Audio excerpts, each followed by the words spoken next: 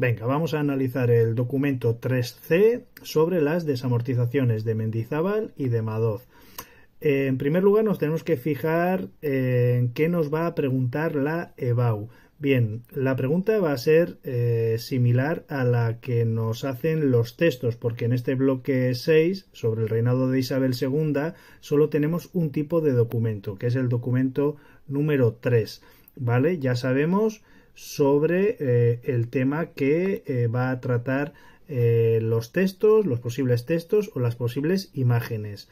Bien, nos lo pueden preguntar, pues por ejemplo, describe el significado de la siguiente imagen y contextualízalo, y luego ya nos van a hacer la pregunta asociada como nos lo han hecho en los textos que hemos explicado, ¿vale? La de la comparación de ambas desamortizaciones. Bien, una vez ya sabemos que nos pregunta la EBAU, tenemos que fijarnos en la leyenda. Bien, aparece aquí pues bienes eclesiásticos, bienes civiles.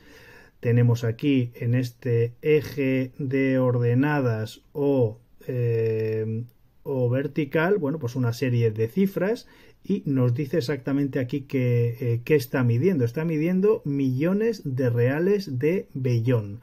Bien, el real de vellón fue una unidad básica, la unidad base, digamos, del sistema monetario español antes de que se adoptara la peseta en 1868, ¿vale? ¿Cuál era su valor? Bueno, pues el valor fluctuaba, cambiaba, ¿no? En función de las reformas económicas, pero sabemos que desde 1868 un real de vellón equivalía a 25 céntimos de peseta, es decir, a 0,25 pesetas, o lo que es lo mismo, una peseta equivalía a 4 reales de vellón. Vale, ¿por qué se llama vellón?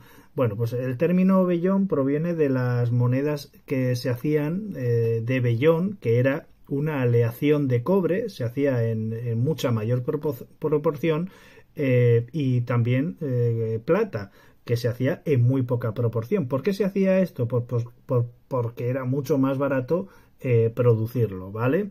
Bien, eso con respecto al eje vertical o de ordenadas. Luego tenemos, si os fijáis, el eje horizontal o de abscisas. Tenemos una serie de intervalos de años muy significativos, ¿vale? Si hemos estudiado el tema del reinado de Isabel II, pues nos vamos a dar cuenta que este intervalo de años pues corresponde al periodo de las regencias de María Cristina y de Espartero. Este periodo pues corresponde a la década moderada, ya con la mayoría de edad de Isabel II, vamos, desde finales de 1843-44 ya se le declara mayor de edad. Este periodo va a ser el bienio progresista, ¿vale? Y este último periodo pues ya corresponde a los últimos años del reinado de Isabel II. Eso lo sabemos porque es un tema obligado de los temas EBAU que tenéis que estudiar, ¿de acuerdo? Vale, pues una vez ya sabemos qué tenemos delante, que es una imagen, ¿vale? Pues comenzaríamos nuestro análisis. En primer lugar, vamos a hablar de la clasificación, ¿vale? La clasificación, ¿de acuerdo? Bien, vale. Dentro de la clasificación tenemos que saber, bueno, pues según su origen, ¿vale? Este tipo de documento, qué tipo de fuente es, si es una fuente primaria o es una fuente secundaria. Nos estamos refiriendo a esta imagen, con lo cual tenéis que pensar muy bien si es una fuente primaria, es decir, que es contemporánea a los hechos sobre los que nos informan, o es una fuente secundaria porque es posterior a los hechos sobre los que nos informan y sus autores, es decir, los autores que han hecho esta gráfica no participaron en los hechos. Bueno, pues una vez lo decidáis, pasaríamos al siguiente punto de la clasificación, que es según su forma, ¿vale? Vale, según su forma vemos que es una imagen y obviamente es una gráfica de barras vertical. Tendríamos que explicar un poquito, según la fórmula que tenéis en la guía del comentario, qué es una gráfica de barras vertical. Tenemos que decir que es una gráfica de barras vertical que representa, según nos indica la leyenda, pues la dimensión de un fenómeno histórico. En este caso, el valor de las ventas de los bienes eclesiásticos y civiles que se van a desamortizar durante el reinado de Isabel II, ¿vale? Porque este es el periodo de años que nos indica el estudio de esta gráfica de barras.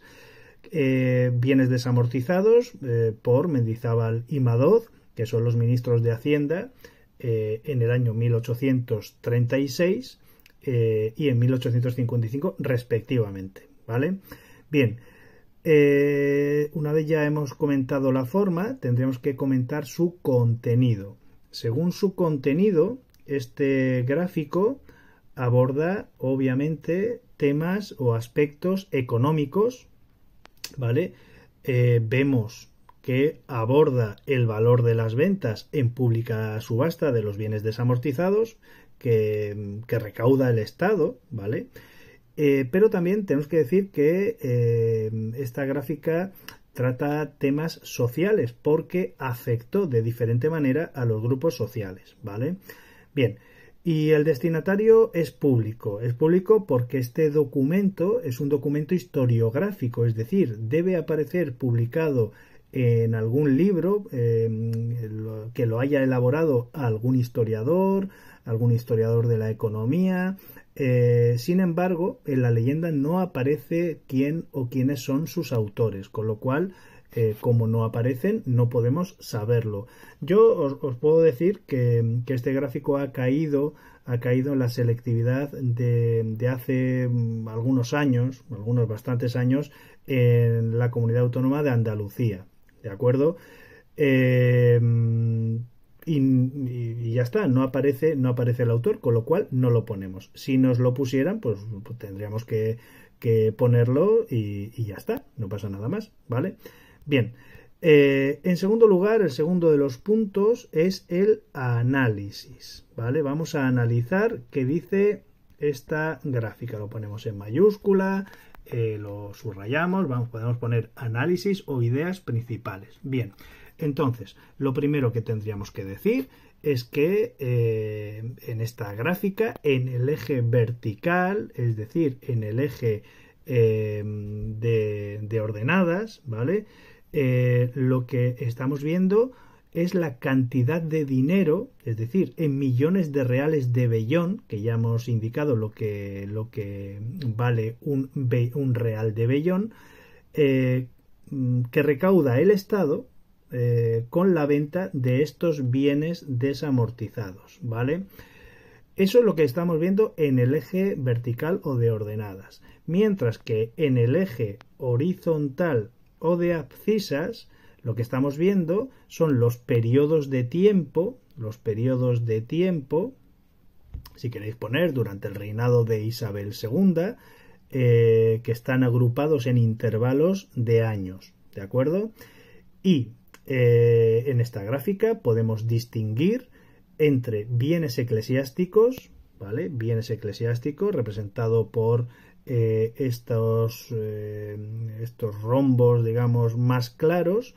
Estos bienes eclesiásticos hacen referencia a los bienes del clero regular. El clero regular, ya sabéis, es la parte de la iglesia o la parte del clero que forman parte de las órdenes religiosas, y el clero secular, ¿vale? No forma parte de ninguna orden religiosa.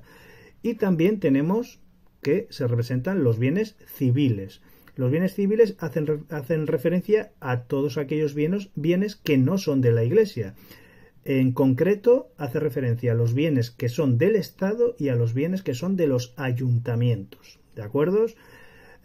A lo largo del bloque 4 hemos explicado que muchos de los bienes estaban vinculados, estaban amortizados, es decir, eran bienes que no se podían vender, que no se podían enajenar, que no se podían alquilar, y con la desamortización de Mendizábal vamos a comenzar explicando que a partir de ese decreto del 19 de febrero de 1836 se desamortizan algunos de estos bienes, ¿de acuerdo? Bien, así que una vez ya hemos explicado lo que significa pues todo este gráfico, ya podríamos empezar a comentarlo, ¿de acuerdo?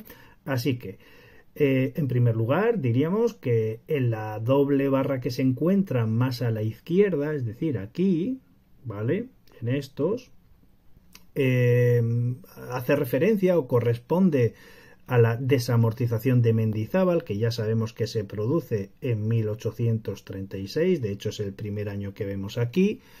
Esto se produce durante las regencias de María Cristina y Espartero. Podríamos decir que podemos observar cómo la mayoría de los bienes desamortizados son los pertenecientes a la Iglesia, ¿vale? Es decir, son bienes eclesiásticos porque tiene estos romboncitos más claros, ¿vale? Esa barra hace referencia a esa desamortización de los bienes eclesiásticos. De hecho, podríamos decir aquí también que por eso la desamortización de Mendizábal se llama desamortización eclesiástica. De tal manera que por este concepto se recauda aproximadamente unos 3.300 millones de reales de vellón, mientras que, como vemos aquí, muy poquito, en este periodo los bienes civiles que se recaudan, bueno, pues no llegan ni a los 100 millones de reales. Eso es lo que vemos en esta primera doble barra, ¿vale? Entonces estamos en esa desamortización de Mendizábal, 1836, hemos dicho, ¿vale? Ya sabemos que Mendizábal es un liberal progresista, ¿de acuerdo? Entonces, bueno, pues esto es lo que vemos en esta primera doble barra. Bien, si seguimos avanzando en esta segunda doble barra, ¿vale? Vemos que, claro, aquí cambia la película. Y es que, claro, deberíamos decir, yo lo pondría un punto y aparte como una segunda idea, y es que el acceso al poder de los moderados en 1843 con el general Narváez, ¿no? Pues va a suponer un freno al proceso desamortizador. Como se puede ver aquí en la gráfica, ya que las ventas entre 1845 y 1854, como vemos, pues fueron mínimas. Sin embargo, en cualquier caso, las ventas se siguen produciendo, es decir, hay ventas, hay desamortización de estos bienes eclesiásticos y de bienes civiles, hay ventas de esos bienes desamortizados, mejor dicho, ¿vale? Y claro, la explicación para ello podremos decir que está en un cambio de actitud frente a la desamortización del propio partido moderado. Y es que, claro, la base social del partido moderado, es decir, quienes eran, digamos, sus votantes, sus apoyos, eran las clases altas, es decir, la alta nobleza y la alta burguesía. Y el sistema de venta que se hacía, es decir, el sistema de venta se hacía en pública subasta de estos bienes desamortizados, pues favoreció a estos grupos, a la alta nobleza y la alta burguesía, porque podían comprarlas, ¿vale? Sin embargo, la otra gran base social, es decir, el otro gran apoyo de los moderados era la Iglesia Católica, y eso pues explicaba la oposición del propio partido moderado a la desamortización. De tal manera que claro, había como una doble lectura. Por una parte, la alta nobleza y la alta burguesía no le vino tan mal porque pudieron acceder a más tierras, ¿vale? Al acaparamiento de más tierra. Sin embargo, la Iglesia Católica pues puso freno a esta desamortización y por eso vemos ahí un bajón en esta doble barra que vemos representado aquí. Sin embargo, a pesar de que la Iglesia se opusiera, ese problema quedó solventado en 1851 con el concordato que se tiene con la Santa Sede, con el Vaticano, por la cual la Iglesia Católica aceptaba la desamortización de sus bienes a cambio de conseguir la confesionalidad católica del Estado, la financiación estatal de sus gastos, es decir, que el Estado le pagara los gastos a la Iglesia, y también le va a pasar el control de la enseñanza. ¿De acuerdo? Bien. Pasamos a la siguiente doble barra, y ahora ya estamos en la desamortización de Madoz, que se produce en el año 1855. Ya sabéis, Pascual Madoz, también correspondiente ministro de Hacienda del Partido Progresista. Y claro, la desamortización de Madoz pues comienza en el bienio progresista, aunque continuaría a lo largo del siglo XIX, y hasta 1924, salvo varios lapsos de tiempo que va a estar, digamos, interrumpida, esta desamortización de Madoz, pues va a continuar desde 1855 hasta 1924. Bien, y vemos cómo ya en este primer momento va a afectar tanto a los bienes eclesiásticos como civiles, con lo cual no es del todo exacto, como dicen muchos historiadores, llamarla desamortización civil, porque es así como se conoce, pues también afectó a los bienes eclesiásticos, que quedaron sin desamortizar en el periodo de Mendizábal, porque son como dos fases del mismo proceso, ¿vale? En primer lugar, tendríamos la desamortización de Mendizábal, y en una primera fase, y como una segunda fase, la desamortización de Madoz. M&M le he llamado, ¿vale? Entonces es importante que tengamos esto en cuenta. De hecho, en el bienio progresista se recaudan más o menos unos 500 millones de reales de vellón en concepto de bienes civiles, ¿vale? Si cogemos esta línea, ¿vale? Nos lleva al número 500 millones de reales de vellón, mientras que por bienes eclesiásticos más o menos pues nos llevaría a la línea de los 400 millones de reales de vellón. ¿De acuerdo? Eso es lo que vemos aquí en esta tercera doble columna. Y por último tenemos esta cuarta doble columna, que es el último periodo representado en la gráfica entre 1858 y 1867. Y lo que vemos es cómo la desamortización civil, ¿vale? Esta barra crece hasta casi, no llega, pero hasta casi los 3.000 millones de reales de vellón. Mientras que la desamortización eclesiástica también asciende, ¿vale? Hacia más o menos unos 1.300 millones de reales de vellón. La desamortización de Madoz afectó sobre todo, ¿vale? Sobre todo a las tierras de los municipios, a los baldíos y a las tierras comunales. Ya os expliqué en el vídeo de la conclusión de las desamortizaciones, ¿vale? De Mendizábal y Madoz en los textos, que hubo pues una confusión entre los bienes de propios propiamente dichos y los bienes comunales. En principio no entraban los bienes comunales, ¿vale? Pero como se explica en la tabla que tenéis que meter de Mendizábal y Madoz, bueno, pues fueron los propios alcaldes quienes les interesó, ¿vale? Digamos, desamortizar para poder comprarlas, ¿vale? De hecho, la ley de Madoz, ya os explico en esa tabla, ¿no?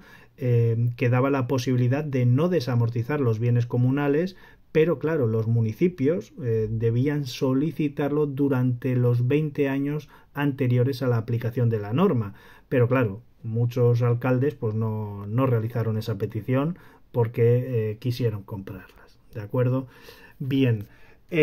Una vez ya tenemos hecho digamos el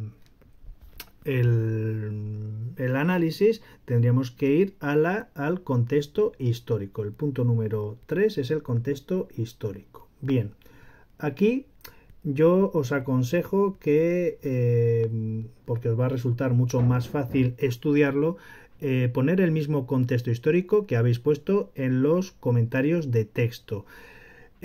¿Podéis hacer un resumen de todo el reinado de Isabel II? Podéis hacerlo.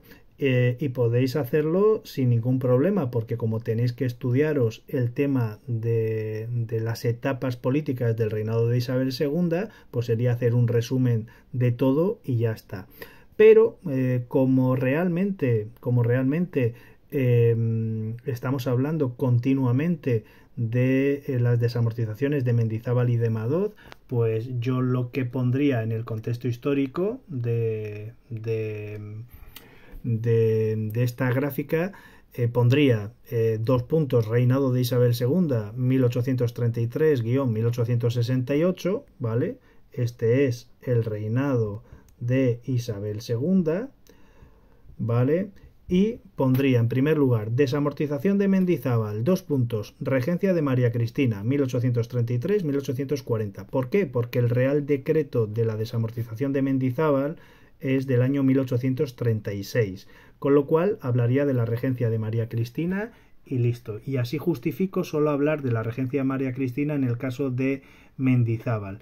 Y en el caso de la desamortización de Madoz, pues pondría número 2, desamortización de Madoz, y pondría 2 puntos, bienio progresista, y pondría 1854-1856, ¿vale? Y hablaría de ese bienio progresista porque la desamortización de Madoz se produce en 1855. Y así justificaríamos solo hablar de estas dos cosas que ya os habéis estudiado en los 2 textos anteriores, ¿de acuerdo? Porque si no tendríais que hacer como un resumen de todas las etapas políticas de Isabel II y os va a resultar más complicado. Y por último, la pregunta asociada, pues metemos en la misma tabla, pregunta asociada.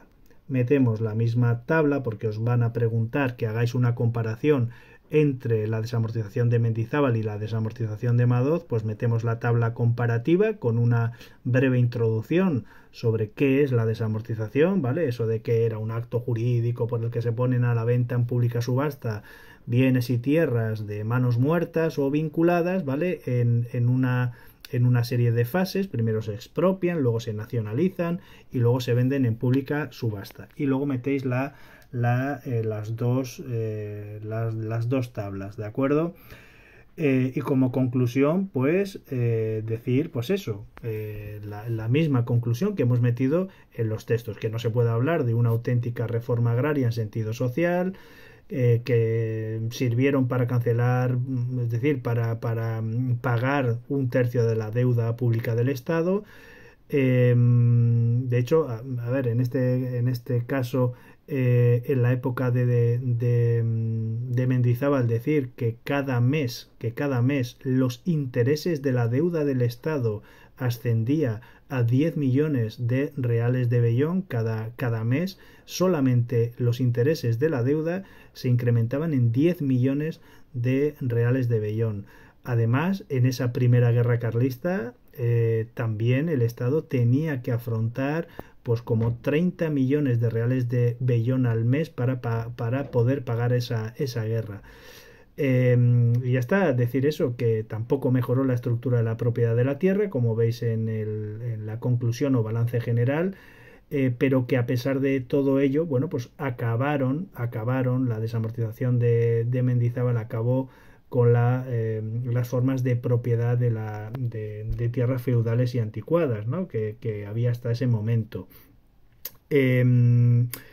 Decir que eso, que al llevarse a cabo pues en pública subasta, pues solo favoreció a los ricos que volvieron a comprarlas o que accedieron a las tierras. Los nobles volvieron a comprarlas, la alta burguesía pudo comprarlas, pero los pequeños propietarios y los más pobres pues no pudieron comprarlas, con lo cual no les benefició absolutamente en nada, ¿no?